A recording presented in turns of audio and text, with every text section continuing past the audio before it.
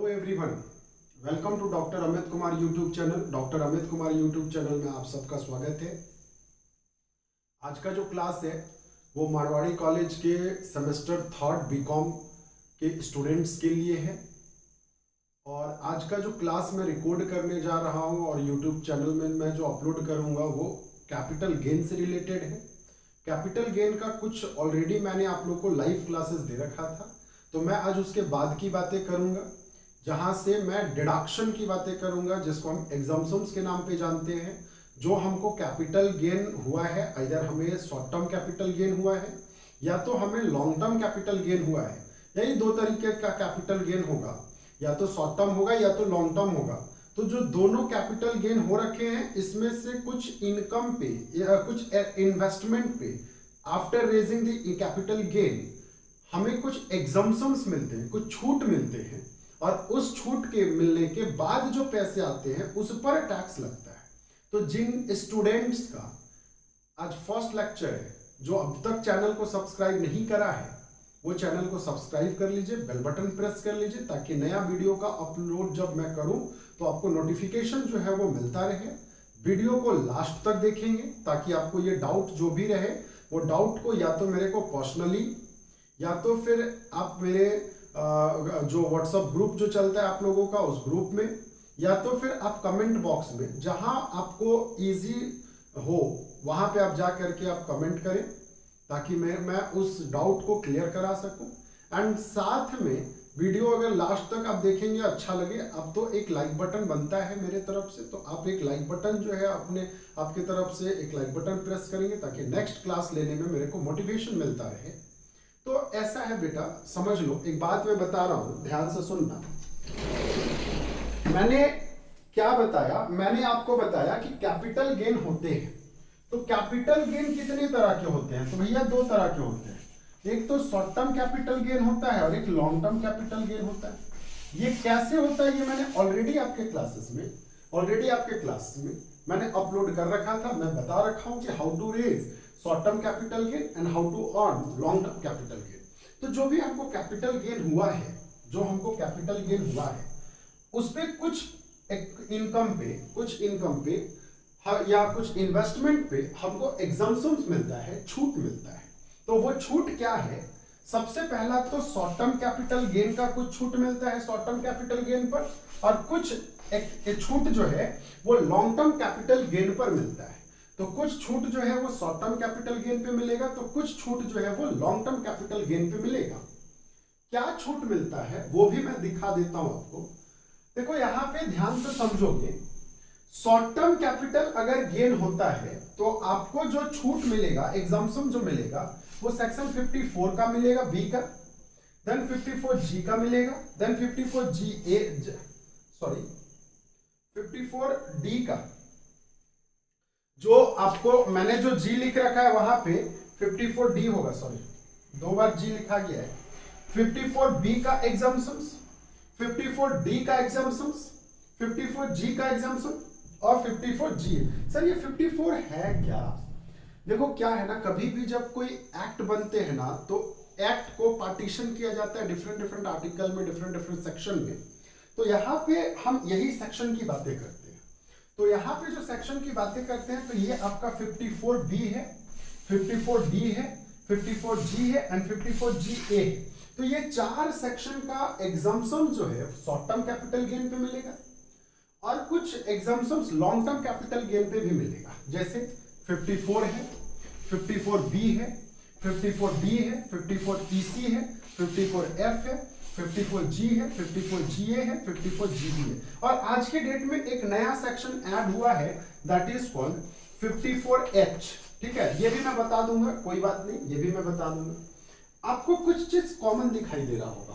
Sir ऐसा है, 54B short term में भी लिख रखा है, 54B लॉन्ग टर्म में भी लिख रखा है, 54D शॉर्ट टर्म में भी लिख रखा है, 54D लॉन्ग टर्म में भी लिख रखा है, G शॉर्ट टर्म में भी, G लॉन्ग टर्म में भी, GA शॉर्ट टर्म में, GA लॉन्ग टर्म में। तो देखो बेटा ऐसा है, कुछ ऐसे भी इनकम होते हैं, कुछ ऐसे भी इन्वेस्टमेंट होते हैं जहां पे एग्जम्पशन जो है आपको दोनों केस में मिलेगा। मतलब आइदर आपने पैसे लॉन्ग टर्म कमाया है या पैसे आपने शॉर्ट टर्म कमाया, डजंट मैटर, आपको एग्जाम्पशंस जो है वो दोनों के दोनों केस में मिलने वाले हैं। ठीक है, तो ये 2 क्लास लगेगा ये चैप्टर को कंप्लीट होने में, ये टॉपिक को पूरा एग्जाम्पशंस कंप्लीट हो जाएगा। आज का एक लेक्चर और कल का एक लेक्चर में, 2 लेक्चर में कंप्लीट हो जाएगा। तो मैं इसको मिटाता हूं, आप इसको नोट डाउन करेंगे और सबसे पहले मैं सेक्शन 54 करूंगा। ठीक है,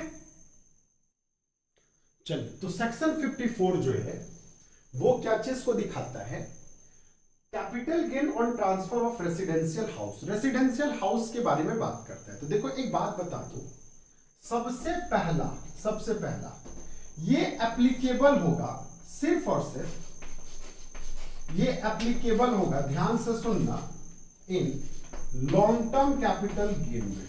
पहला केस मतलब ये लॉन्ग टर्म कैपिटल गेन होगा तभी एप्लीकेबल होगा। अच्छा, सेकेंड केस है जो ट्रांसफर हो रखा है। ट्रांसफर कहने का मतलब क्या, सेल मेड बाय इंडिविजुअल, या तो इंडिविजुअल के द्वारा हुआ है या तो एचयूएफ के द्वारा हुआ है। ठीक है ना, एचयूएफ के द्वारा हुआ है। अच्छा, तीसरी बात, जो घर हमने बेचा है वो house used for residential purpose. जो घर हमने बेचा है वो आपका रेसिडेंशियल पर्पस के लिए यूज में लाया जा रहा है। सर हमने इसको रेंट में दिया होगा, कोई बात नहीं बेटा, रेंट में भी दिया होगा तो रेंटेड हाउस, मेरा अपना घर होना चाहिए जिसको मैंने किसी को रेंट में दिया है और मेरा लैंडलॉर्ड, मेरा जो टेनेंट है वो रेसिडेंशियल पर्पस में यूज कर रहा हूं। चौथा है, ठीक ना, income arises from the above mentioned house taxable under the head income from house property। ये होना चाहिए, मतलब जो भी घर है वो आपका टैक्सेबल होगा, इनकम फ्रॉम हाउस प्रॉपर्टी पे टैक्सेबल होगा। अच्छा, पांचवा केस है हमारा, पांचवा केस है, अब ये बात तो हमने बता दिया, ये 4 केस आपको समझ में आ गए होंगे। ये 4 केस को नोट डाउन करेंगे तो मैं 5वां केस लिखूंगा। जैसे मैं 5वां केस पहले एक्सप्लेन कर देता हूं तो फिर आपको क्लियर समझ में आ जाएगा। मैं बता रहा हूं क्या चीज, मेरा फाइनेंशियल ईयर है सहजता के लिए ये, ठीक है, that is your relevant previous year. ठीक है, जिस दिन हम रेलिवेंट प्रीवियस ईयर में हमने एसेट्स को सोल्ड किया, हाउस को क्या किया बताना, सोल्ड किया, हाउस को सोल्ड किया, और यहां पे हमको लॉन्ग टर्म कैपिटल गेन हो रखा है, यहां पे लॉन्ग टर्म कैपिटल गेन हो रखा है। ठीक है, और ये चारों केस एप्लीकेबल होते हैं, फुलफिल करते हैं इसके। मैंने जिस दिन घर बेचा इस फाइनेंशियल ईयर से यहां तक में, ये आपका बिफोर 12 मंथ, कितना, 12 मंथ, मतलब इस पीरियड से लेकर के इस पीरियड तक में हमने एक्वायर किया होगा, acquire new house, new residential house. कौन सा हाउस बताना, रेसिडेंशियल हाउस। मतलब जैसे अगर मैंने आज के तारीख में मैंने एक घर को, रेसिडेंशियल घर को बेचा, तो आज से 1 साल पहले के बीच में, मतलब जैसे अगर आज का तारीख आपका 11th ऑफ मई 2021 है, तो 11th ऑफ मई 2020 से लेकर के 11th मई 2021 तक में मैंने नया घर परचेस किया होगा। ठीक है, पहला केस। अगर ये केस एप्लीकेबल नहीं होता है तो जिस साल मैंने बेचा उस साल के ये में 24 मंथ, कितना मंथ बताना, 24 मंथ। ठीक ना, यहां से लेकर के यहां तक में हमने क्या किया होगा, न्यू रेसिडेंशियल हाउस परचेस किया होगा, एक्वायर किया होगा, परचेस किया होगा। बात समझ में आ रहा है, मतलब within 24 month after the date of sale, या तो जिस साल हमने सेल किया उससे 12 महीना पहले, या तो फिर जिस साल हम सेल कर रहे हैं वहां से लेकर के मान लेता हूं सपोज ये सहरसा के लिए ये आपका 36 महीना है, 36 महीना है, तो 36 महीने के दौरान हमने क्या किया होगा, कंस्ट्रक्ट कर लिया होगा। क्या किया होगा, construct a new residential house, new residential house. अगर ये तीनों में से कोई भी एक कंडीशन को पूरा करता है, देखो ये पूरा कर लिया, ये पूरा कर लिया, ये भी, 4 कंडीशन तो पूरे कर लिए। इसके अलावा पांचवें कंडीशन में मैंने क्या बताया, जिस साल में घर को बेच रहा हूं उससे 12 महीना पहले, ठीक है, हमने कोई नया घर खरीद लिया होगा, या तो फिर जिस दिन मैं बेच रहा हूं वहां से 24 महीने के बाद तक में मैंने नया घर खरीद लिया होगा, ये कंडीशन, या तो फिर 36 महीने तक में मैंने नया घर बना लिया होगा। इज इट क्लियर, बना लिया होगा। तो अगर ऐसा होता है तो आपको capital gain on transfer of residential property के माध्यम से आपको एग्जम्पशंस मिलेगा। किस सेक्शन के तहत, 54 के तहत। किस सेक्शन के तहत, 54 के तहत। तो सर एग्जम्पशंस का लिमिट क्या होगा, इसको नोट डाउन करेंगे तो मैं क्वांटम बता देता हूं कि लिमिट क्या होगा, सुन लो। लिमिट ऑफ एग्जम्पशंस, ठीक है, जिसको हम लोग बोलते हैं क्वांटम ऑफ एग्जम्पशन। तो बेटा क्या है क्वांटम ऑफ एग्जम्पशन, समझ लो। हमने actual long term capital gain from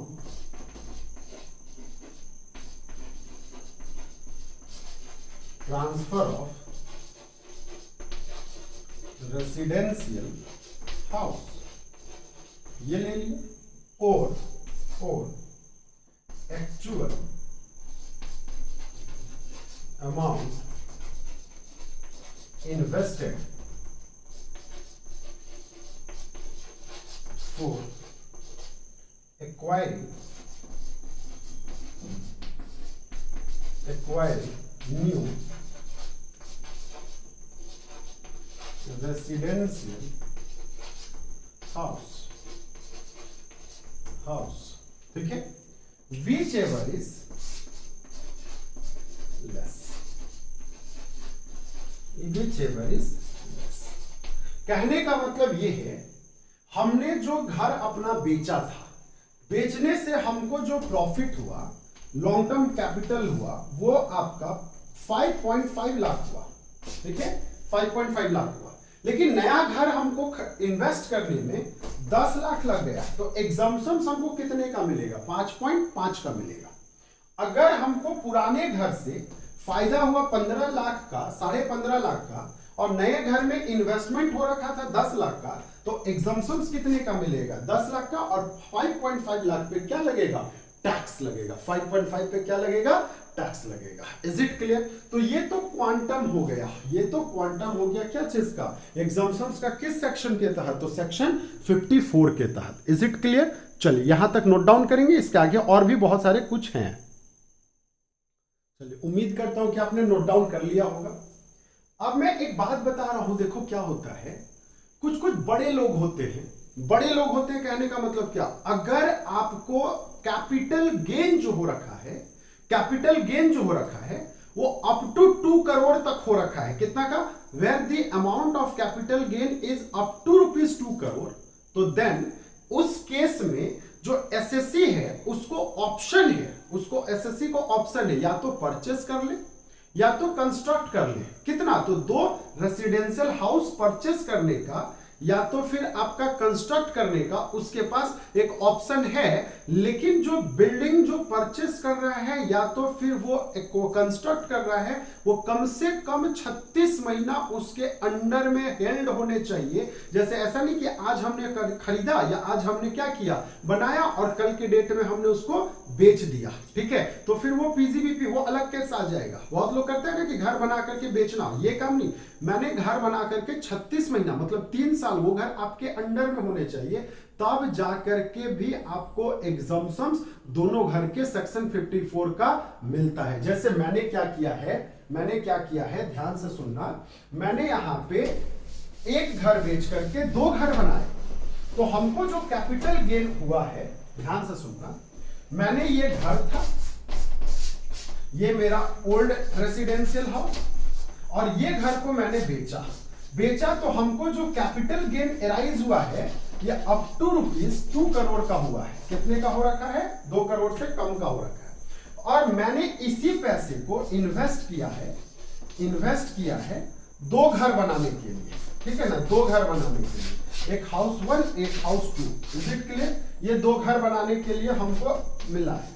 तो भैया अब एक बात बताओ, ये घर हमने 50 लाख का बनाया और ये घर हमने 80 लाख का बनाया, और हमको इनकम जो हुआ है वो 2 करोड़ का हुआ है। तो बताना क्या हमको टैक्स जो है या 1 करोड़ 30 लाख माइनस होगा एग्जम्पशंस पे, या तो फिर से 50 होगा या सिर्फ 80 होगा? तो बेटा ऐसा है, अगर ये दोनों घर आपका 36 महीने तक अगर आपके पास रहता है तो एग्जम्पशन जो मिलेगा वो आपका 1 करोड़ 30 लाख का मिलेगा। एग्जम्पशंस कितने का मिलेगा?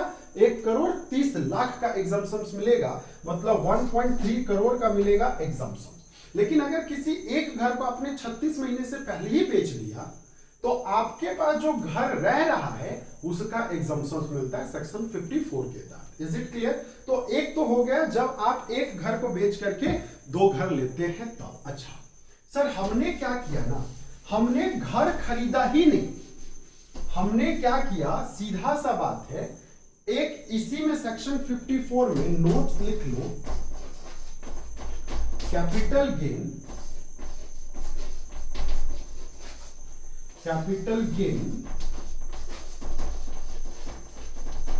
Account scheme, capital gain account scheme 1988, ठीक है। तो हमने क्या किया ना, हमने क्या किया, जो मेरे को मान लेते हो सपोज ये घर था, मैं एक एग्जांपल से बता रहा हूं, ध्यान से सुनना, ये घर को मैंने सोल्ड किया और सोल्ड करके हमने लॉन्ग टर्म कैपिटल गेन कमाया है 45 लाख का। कितने का कमाया है? 45 लाख का लॉन्ग टर्म कैपिटल गेन कमाया है। ये पैसे से हमारे पास पहला ऑप्शन नंबर 1, हमने एक घर खरीद लिया या बना लिया। ऑप्शन नंबर 2, हमने 2 घर बना लिया, ठीक है, 2 घर बना लिया, यही दोनों चीज बताया। लेकिन अब भैया ना मैं ये काम किया हूं ना ये काम किया हूं, ठीक है ना, मैंने ये दोनों काम नहीं किए। तो सर मैंने क्या किया, जो पैसे हमने कमाए थे, जिस दिन हमने कमाए थे उस दिन से 2 साल के अंदर, मतलब जिस दिन हमारा मान लेते हो सपोज ये हमारा लॉन्ग टर्म कैपिटल गेन हो रखा है, ठीक ना, ये वाला लॉन्ग टर्म कैपिटल गेन हो रखा है, तो यहां से लेकर के 24 महीने के अंदर 24 मंथ्स, ठीक है ना, हमने क्या किया, पैसा जो है कैपिटल गेन जो है सो डिपॉजिटेड, हमने इसको डिपॉजिट कर दिया। कहां पे तो डिपॉजिट कर दिया? तो deposited into capital gain account scheme. कहां पे डिपॉजिट कर दिया? तो कैपिटल गेन अकाउंट स्कीम में डिपॉजिट कर दिया 1988 में। तो भैया हमको एग्जम्पशंस तब भी मिलेगा, और अब एग्जम्पशंस का अमाउंट क्या होगा? एग्जम्पशंस का अमाउंट होगा actual long terms capital gain और amount deposited into capital gain account scheme 1988 और विच एवर इज लेस, दोनों में से जो कम है वही एग्जम्पशंस हो जाएगा। मतलब जो हम एक्चुअल इन्वेस्टमेंट लेते थे उसके जगह में amount deposited into capital gain account scheme लेंगे, बस यही डिफरेंसेस है। And there are no basic differences, इसके अलावा किसी भी प्रकार का कोई डिफरेंसेस नहीं आते हैं। Is it clear? तो सेक्शन 54 जो है अब जाकर के कंप्लीट हो गया है। मैं इससे रिलेटेड क्वेश्चन करूंगा, लेकिन साथ में क्वेश्चन करूंगा, ठीक है। चलिए बेटा, तो अब क्या है सेक्शन 54, ये इजी है, ये बहुत ज्यादा टफ नहीं है, ठीक ना, ये भी कुछ वैसे ही। हमने कैपिटल गेन जो है एग्रीकल्चरल लैंड को बेच करके कमाया। देखो हमने एग्रीकल्चर इनकम पढ़ाया था, उसमें एग्रीकल्चर प्रोडक्ट को लेकर के बताया था। मैं यहाँ पे अब लैंड को ही बेच दे रहा हूं। तो एग्रीकल्चर लैंड मतलब क्या? वैसे लैंड जो इंडिया में सिचुएटेड है, जहां पे पॉपुलेशन का 10,000, ये सब मैंने ऑलरेडी आपके साथ डिस्कस कर रखा है। तो अब देखो, सबसे पहला पॉइंट है, ये आपका एप्लीकेबल जो होगा, एप्लीकेबल इन बोथ मतलब क्या? लॉन्ग टर्म कैपिटल गेन पे भी एप्लीकेबल होगा and short term capital gain पे भी एप्लीकेबल होगा। तो ध्यान से सुनना, मैंने क्या बताया मैंने बताया कि जो आपका सेक्शन 54B जो है, ये दोनों के लिए एलिजिबिलिटी क्राइटेरिया दोनों के लिए है। अच्छा, दूसरी बात, हमने जो यहाँ पे एग्रीकल्चर लैंड जो सोल्ड किया है, agricultural land sold by individual. किसने सोल्ड किया है बताना? इंडिविजुअल ने किया है, या तो फिर HUF ने किया है, या तो इंडिविजुअल ने किया है, या तो क्या किसने किया है? HUF ने किया है, ये केस। अच्छा, तीसरा पॉइंट क्या है समझ लो। तीसरा पॉइंट क्या है? मैंने जो एग्रीकल्चरल लैंड में जो इसको सेल किया है, वो कोई भी पार्टी हो सकता है, ठीक ना। अब बेचने के बाद वो क्या करता है, डजंट मैटर, ठीक है। लेकिन तीसरा पॉइंट समझने वाली बात ये है कि जिस भी प्रॉपर्टी को हम बेच रहे हैं, जैसे मान लेते हो कि सपोज मैंने ये डेट जो है, ये डेट आपका date of sale, date of क्या है?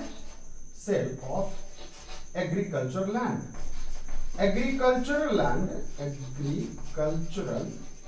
लैंड को बेचने का ये एक डेट, ठीक है। जिस दिन हम एग्रीकल्चर लैंड को बेच रहे हैं, ध्यान से सुनना, जिस दिन एग्रीकल्चर लैंड को बेच रहे हैं, उस दिन से ये आपका 24 मंथ, ये कितना दिन? 24 मंथ। तो देखो क्या है भैया, अगर हम जो एग्रीकल्चर लैंड को बेच रहे हैं, अगर वहां तक जिस दिन बेच रहे हैं यहां तक अगर खेती हो रहा है, तब तो बहुत अच्छी बात है, तब तो कोई झंझट ही नहीं है।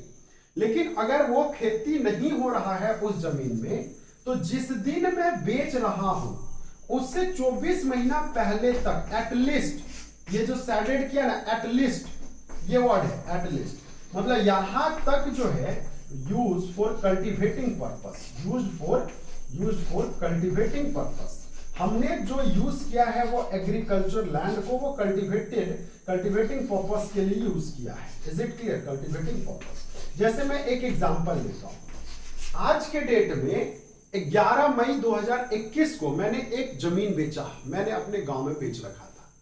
10 मई 2021 तक अगर उस जमीन में खेती बाड़ी हो रही है, तब तो बहुत अच्छी बात है। 10 मई 2020 तक खेती बाड़ी हो रखी, तब भी बहुत अच्छी बात है।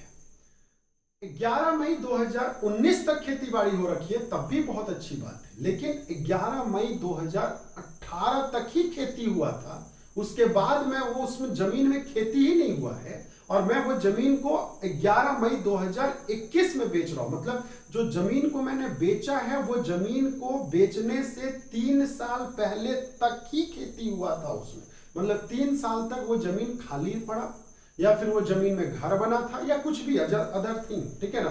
तो उस केस में ये सेक्शन 54 एप्लीकेबल नहीं होगा। तो सेक्शन 54 एप्लीकेबल तब होगा जब वो जमीन में कम से कम 2 साल पहले तक खेती किए जाने चाहिए। ये है third point. Sir fourth point क्या है? जिस दिन हमने वो जमीन को बेचा, मान ले तो सपोज ये मेरा डेट ऑफ सेल है, जिस दिन हमने बेचा उस दिन से विदिन 24 मंथ, ये भी आपका कौन सा पीरियड है? तो that is a 24 month. Up to 24 month तक, विदिन 24 मंथ तक हमने नया लैंड जो है, न्यू एग्रीकल्चर लैंड जो है, एल मतलब एग्रीकल्चर लैंड जो है, मैंने क्या कर लिया हो? परचेस्ड कर लिया हो, ठीक ना। एल कहने का मतलब एग्रीकल्चर लैंड, ठीक है। तो जिस दिन हमने वो जमीन को बेचा, उस दिन से 2 साल के अंदर हमने नया जमीन और एग्रीकल्चर ही जमीन, मतलब तभी वाले केस में घर बेच करके घर खरीद रहे थे, अभी केस में जमीन बेच करके जमीन खरीद रहा है। और कौन सा जमीन? तो खेतियर जमीन। खेतियर मतलब जिसमें खेती बाड़ी किए जा सकते हैं। तो खेती बाड़ी करने वाला जमीन को बेच करके खेती बाड़ी जमीन वाला ही हम अगर खरीदेंगे तो उस केस में हमको एग्जम्पशंस मिलेगा। किस सेक्शन के तहत? सेक्शन 54B के तहत। किस सेक्शन के तहत मिलेगा? तो सेक्शन 54B के तहत मिलेगा। अब बातें करते हैं सर क्वांटम ऑफ एग्जम्पशंस क्या है। तो what are the quantum of exemptions? तो देखो बेटा ऐसा है, क्वांटम ऑफ एग्जम्पशन जो है ये बहुत टिपिकल वाली बात नहीं है। क्वांटम को हम लोग लिमिट भी बोलते हैं। क्वांटम ऑफ एग्जम्पशंस, क्वांटम को हम लोग लिमिट भी बोलते हैं। तो क्वांटम ऑफ एग्जम्पशंस में फिर से वही बात, actual capital gain, actual capital gain on transfer of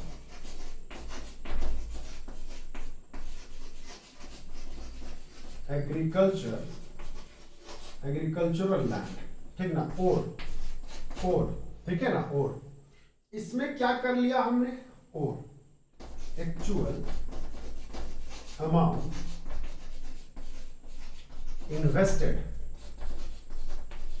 invested for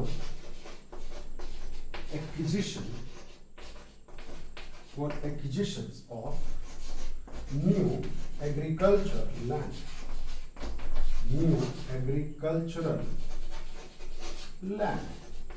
whichever is less, दोनों में से whichever is less, जो दोनों में से कम है ना बच्चा, वही एग्जम्पशन जाएगा। जैसे आपने अगर एग्रीकल्चर लैंड बेच करके 10 लाख कमाए और आपने नया जमीन 8 लाख का खरीदा, तो एग्जम्पशंस अमाउंट जो है वो कितने का जाएगा? तो एग्जम्पशंस अमाउंट 8 लाख का जाएगा। लेकिन अगर हमने नया जमीन जो है 12 लाख में खरीदा, तब एग्जम्पशंस कितना जाएगा? तब एग्जम्पशंस जो है वो 10 लाख का ही जाएगा। ठीक है, इसमें नोट में भी फिर से नोट है, इसको नोट डाउन कर लेंगे।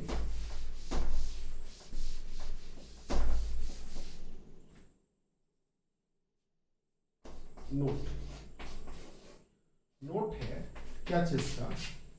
Regarding capital gain account scheme 1988।